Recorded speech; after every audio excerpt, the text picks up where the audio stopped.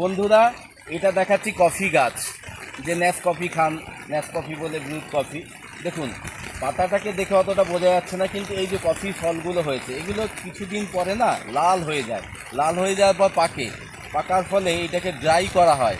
Dry করার পরে এটা গুঁড়ো করা হয়। গুঁড়ো করার ফলে যে আমরা যেটা কফিটা পাই, এবং কফিটা কিন্তু অ্যালকালয়েড, মানে একটা উপক্ষারের মতো, যেটা দিয়ে আমাদের স্বাদগন্ধে আসে। নীলগিরি কফি পৃথিবী বিখ্যাত। আমি এখন আছি দার্জিলিংয়ের একটা প্রত্যন্ত গ্রামে। সেই জায়গা থেকে আমি এখানে কফি গাছ প্রচুরই হয়, কালিম্পং অঞ্চলে প্রচুর হয়। এই যে কফিগুলো, যেগুলো ফলগুলো দেখতে পাবেন থোকা থোকা, এগুলো জাস্ট একটা আমি তুলে দেখাচ্ছি। দেখুন, এইটাকে আস্তে আস্তে এটাকে পাকলে লাল লাল হয়ে যায়। লাল লাল হয়ে যাওয়ার পর এটাকে গুঁড়ো করা হয়। অসম্ভব সুন্দর।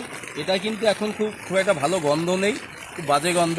না পাকলে হয় না, যেমন চাটাকে তৈরি করা হয় সেইভাবেই এটাকে বিভিন্ন প্রসিডিওরের মতো করা হয়। তা আপনাদের এই কফি গাছ দেখালাম, কেমন লাগলো বলবেন কমেন্টস করে। ভালো থাকবেন, নমস্কার।